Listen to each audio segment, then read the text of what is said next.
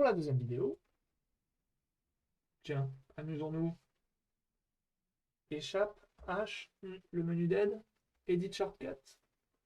J'ai un petit raccourci que j'ai défini moi-même. Oui, Run All Cell. Tiens, on va le supprimer et on va l'ajouter. R. On va faire R, virgule R. Add. OK. RR. Très bien. Je viens de me créer un petit raccourci qui me permet de jouer hop, tout mon notebook d'un coup.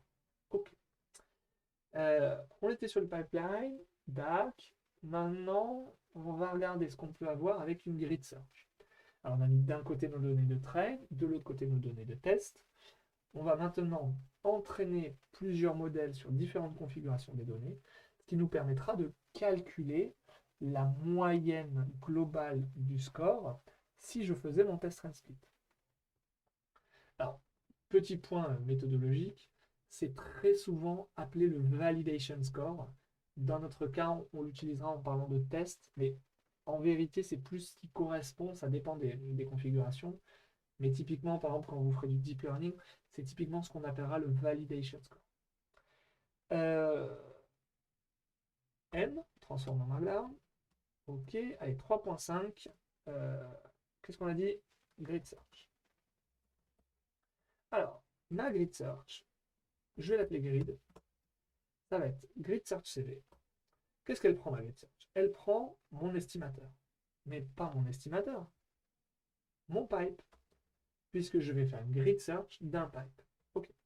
Elle prend également un parent grid. Alors pareil, je vous invite à toujours appeler la chose comme ça, parent grid. D'ailleurs, comme on n'a pas parent grid, on va se définir une parent grid ici. Et comme on n'a pas d'argument à passer pour l'instant, on va juste lui mettre un dictionnaire. Ensuite, on peut lui demander le nombre de cross-validation, le nombre de folds. Par défaut, il est à 5. Alors on va s'amuser, on va le mettre à 10. Ensuite, on peut lui passer un argument qui est très... Alors, je vais le mettre à 5 et on verra dessus tout à l'heure. Je peux lui passer un niveau de verbosité. La verbosité, ça consiste en fait à demander différents niveaux d'information. On verra ce que ça change. Je vais mettre 3 dans un premier temps. Et puis, on peut lui demander de nous renvoyer les données sur le test. Ça, oui, mais on peut surtout lui demander de nous renvoyer les données aussi sur le train. Alors, je ne me souviens jamais de quel est l'argument à passer. Pas de souci. Soit je vais regarder dans la doc, soit je fais CTRL-C. Alt-Entrée, ça va planter. OK. Je vais regarder dans mes ici, error score, return train score. Je peux lui demander de me donner de me renvoyer les données sur le train. Eh ben, très bien. Égal true. Et on va regarder ce que ça fait. Alors, dans le premier exemple, on va s'amuser, on va faire que 3 false, et on va regarder ce qui se passe. OK. Alors, problème, paramgrade is not defined. Effectivement, on n'a pas joué cette série. Donc, shift entrée, shift entrée. Je peux même m'amuser à lui demander de me ressortir un output de grid. Et j'ai ma grid search CV qui embarque en fait un pipeline qui a un standard scaler et une linéaire régression. Ok, très bien. Ben, on ne va pas s'embêter, on va aller copier-coller directement nos informations ici. Et on va se faire grid, grid et grid. Alors là, on fait sur le scale. Bon, bah écoutez, pas très très grave. Et maintenant, on se prend cette grid pour lui passer les données du test. Ok, bon. Étonnamment, les résultats n'ont pas beaucoup changé. Alors, on va dire, ok, bon, finalement, il n'y a rien qu'à changer. Il y a quelque chose qui a changé. C'est qu'on a accès à un argument qui s'appelle grid.cv underscore results. Et il y a ce qu'on appelle un trailing underscore, c'est-à-dire un underscore qui traite. Alors, très bizarre, grid.cvResult, linear regression, has no attribute, cvResult.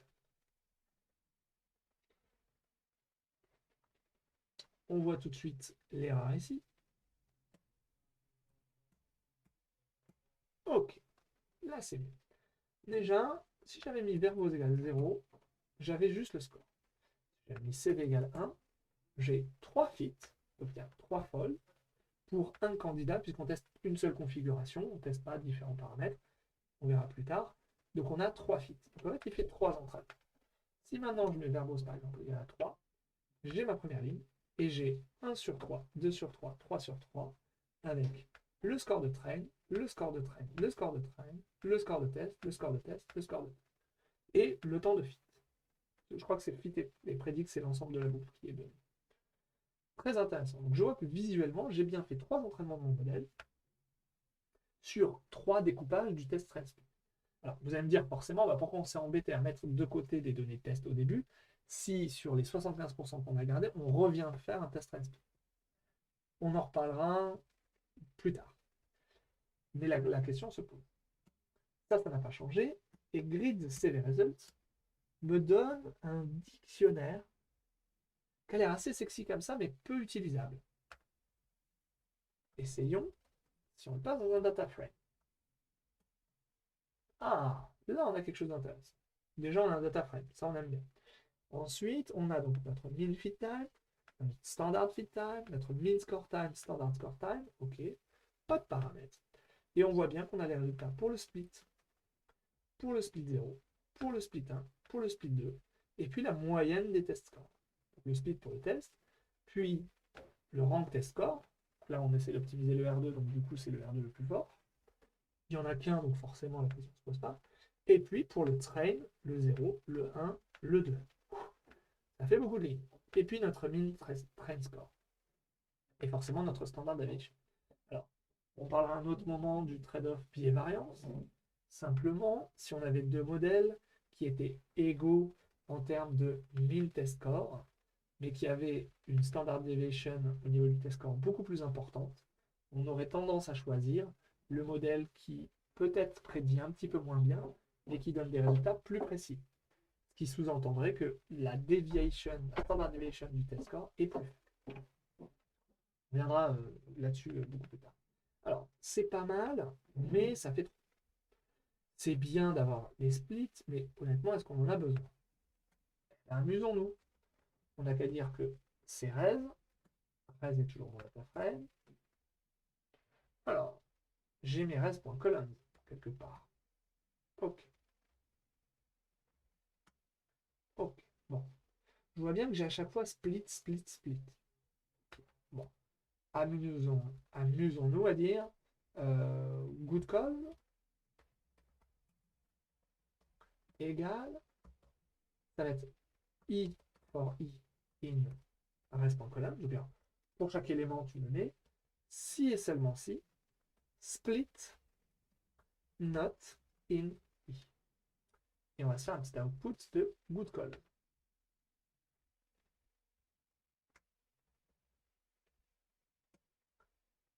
Et je n'ai plus mes splits. Ça m'a l'air plutôt très bien. Ok, et bien maintenant c'est parti. Red de good call. Ok, j'ai considérablement simplifié mon, euh, mon data frame de résultats.